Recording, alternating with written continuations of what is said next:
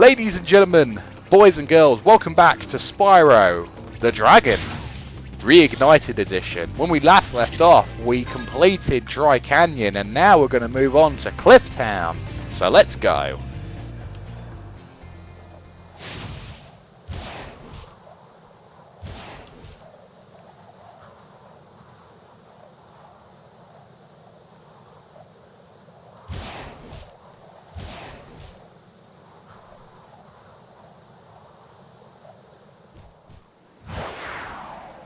And away we go. I love how Spyro sometimes changes his flight pattern in terms of how he enters levels. It's quite interesting. Anyway, I know you can get around here. Can I actually? I know I probably wasn't supposed to do that. You see, I forget these things, so sometimes I experiment with certain levels, seeing if I can actually do some of the things that I probably shouldn't do. Yeah, I'm gonna wait until we get to a higher point and then glide. Anyway, we have these guys. The I think they're called the Big Mamas.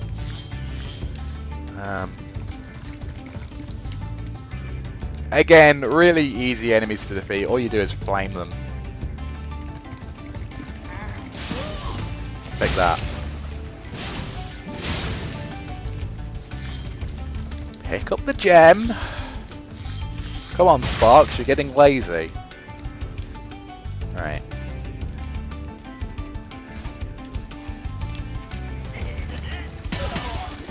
And for those guys, you just charge into.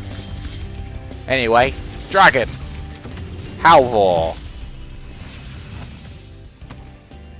How's a dragon supposed to flame metal armor anyway? Remember, Spyro, flame won't work on metal, but charging with your horns, that should do the trick. So yeah, he was just explaining that you can't just flame all enemies, you can charge into them too to defeat them. So you need to experiment to figure out which enemies can be charged and which enemies can be flamed. Those guys can be charged, meaning you should charge into them. Alright. You! Thieves must die! Give me back my dragon egg!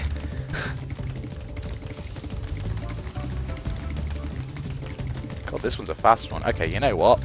Let's try going the other way. Maybe it's easier. Yeah, it's definitely easier. There we go. Nice.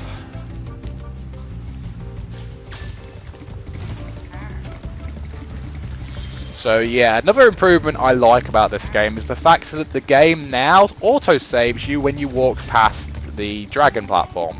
Because in the original, in order to save your game, you would have to literally stand on that platform and then wait for the menu to pop up so that you could, you know, save the game. But being that we're on more powerful technology here, that isn't an issue. We can now literally just run by the platform and the game will automatically save, which is very handy. Ow! Oh, it didn't actually hit me. Huh.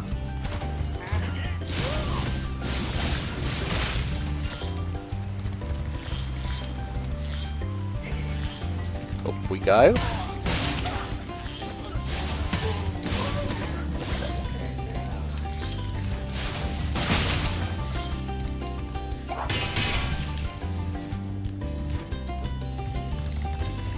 Is that it? This is a special chest that I think usually you need something like a rocket or supercharge to break. Or a firework, which I think... Ah, yeah, there's a firework on that platform. We'll probably get it when we glide down. But first, let's get this treasure.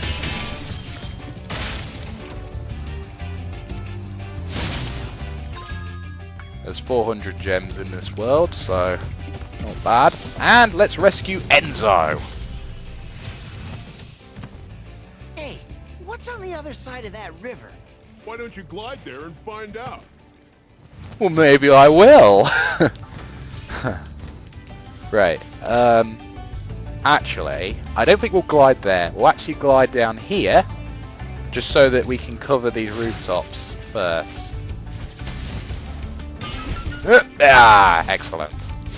That's another thing I really do like about the Reignited trilogy, is if it looks like you're about to maybe not necessarily get on the platform, like you'll glide for a distance and it will look like you may not land on the platform, not to worry, because Spyro will actually do like a small hop just onto the platform so that you can get on the platform, which is surprisingly useful. You know, it actually makes Spyro 1 just that little bit more tolerable in terms of jumps of faith, or leaps of faith I should say. Anyway, now we're on the big area, which for the PS1 back in the day was considered quite impressive, because, you know, it was a game that could actually do sort of like a draw distance trick, which was like, oh my god, you can see so far. It's crazy. Obviously nowadays this area looks obviously good, but obviously not as impressive.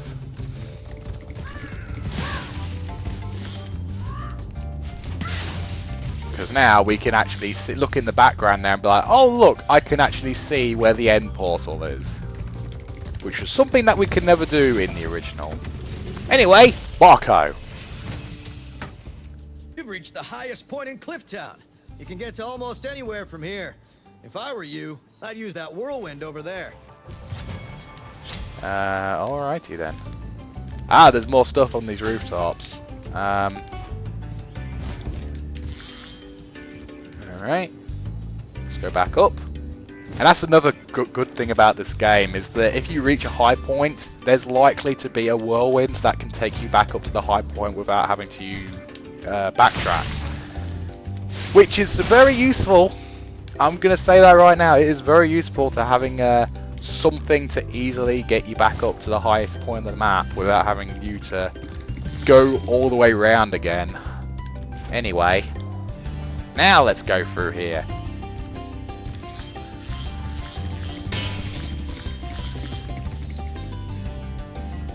We are missing 6 gems.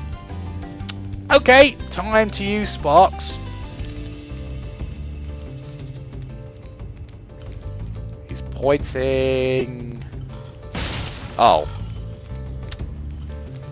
Alright, he's still pointing around here. 2 more. He's pointing. Okay. Oh, I see. My god. There we go, we got all the gems.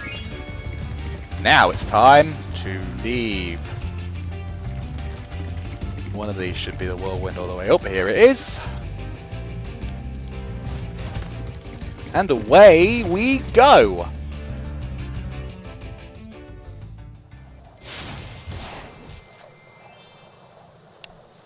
Yeah, I've decided that I'm probably not going to spam the Sparks gem finder. I'm only going to use it if I reach the end of a particular area and I'm confused where the remaining gems are. Because otherwise that just ruins the fun of trying to explore these environments for me. You know? Anyway, I think now we're actually going to go down here and tackle the ice cavern.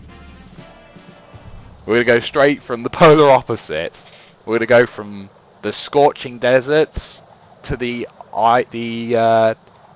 cold Arctic, if you will.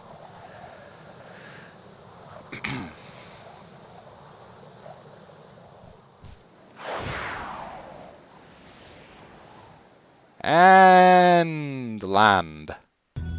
Here we are in the ice cavern. And by the way, if anyone is asking, I am playing this with the Reignited music on. But one cool thing about the Reignited trilogy is if you do not like the Reignited version of the music, you can always switch it to the original. So if you liked the original music more than the Reignited remade music, you can just listen to the original music, which is really cool, I must say. I know a lot of people were complaining that the remade music wasn't as good as the originals, which, I mean, to each their own. But honestly, I actually prefer listening to some more up-to-date versions of the music. Word of caution, little one. Wait until you grow big, like me, before charging those large enemies.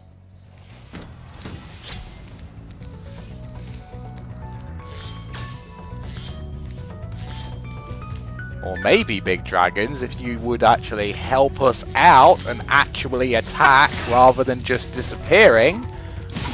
That would be appreciated, I'm going to be honest. Actually, it's a good point. Where do the dragons go once they get rescued? Do they get teleported to some waiting room or something? Is that where the assist trophies go from Smash Bros?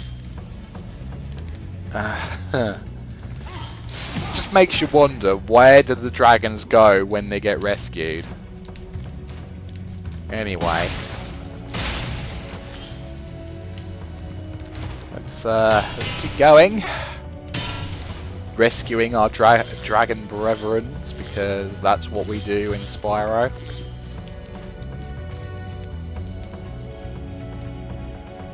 It's also helpful to always have a good look around, because you never know what you might find. You may find, well, stuff like that over there.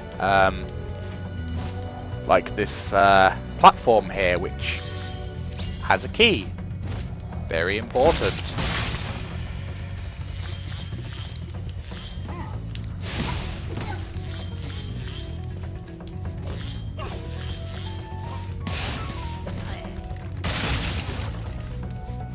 Alrighty.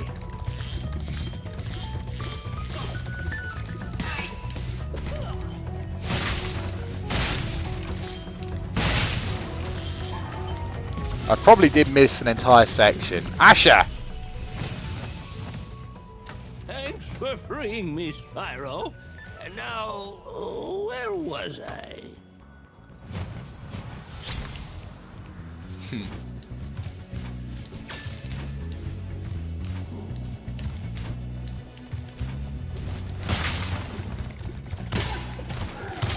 Now we're getting to deal with enemies that are too big to be flamed and too metal. Wait, no. You son of a biscuit. We're dealing with enemies that are too metal to be flamed and too big to just be knocked over. So what we actually need to do here is actually charge into these guys until they fall off the edge. Like so. We will be dealing with some of those enemies later. Just a warning. As a warning. Take that.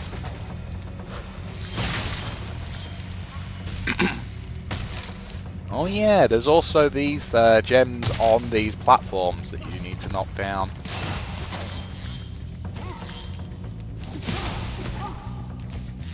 Can I just say it is incredibly satisfying collecting these little gems? I just want to collect loads of them when I see them. Okay, 400 gems, alright. Take that. Get off this platform and...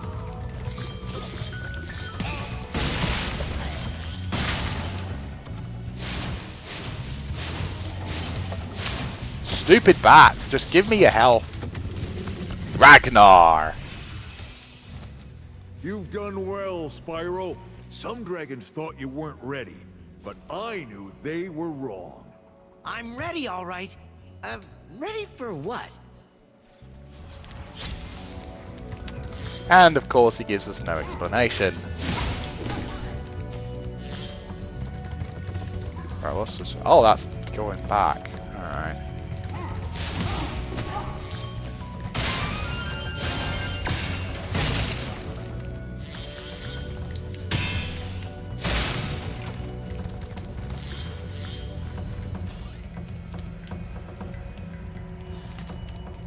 Right, so I guess we need to run all the way back now and actually find the remaining gems and dragon, because we kind of took a detour here. Andor. Thank you for releasing me. Again, you're another dragon that doesn't give me much information. You just, oh, thank you for releasing me. Is that it? Couldn't really give me any help, could you? Ugh.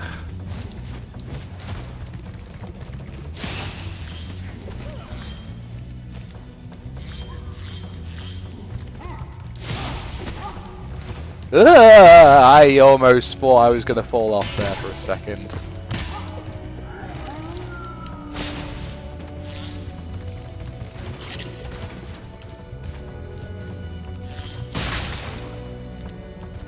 Feels like I've come in this direction in the wrong direction.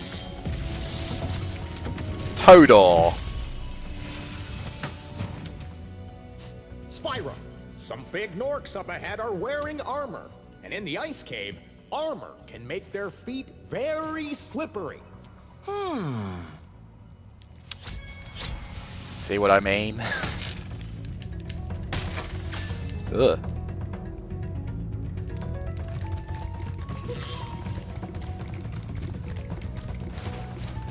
Right.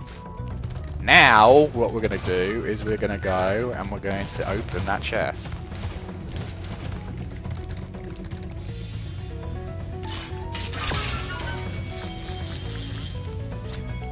There we go, that's all the gems.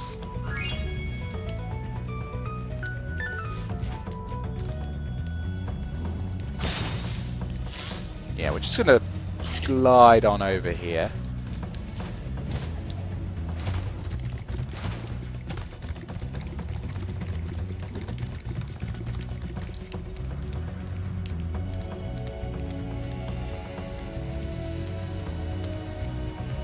And, yeah, let's just return home.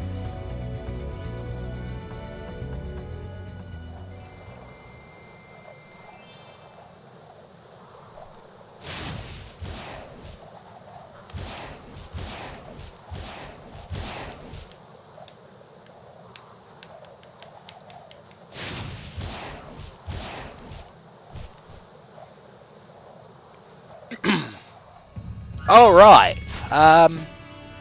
yeah, I think we're done with this episode for now. So, I want to thank you guys so much for watching this episode of Spyro the Dragon. If you enjoyed it, do please leave a like, comment, subscribe, and join me next time, where it looks like the next thing that we'll be doing is the Speedway, or the flying levels. So, I'll see you guys then. Goodbye!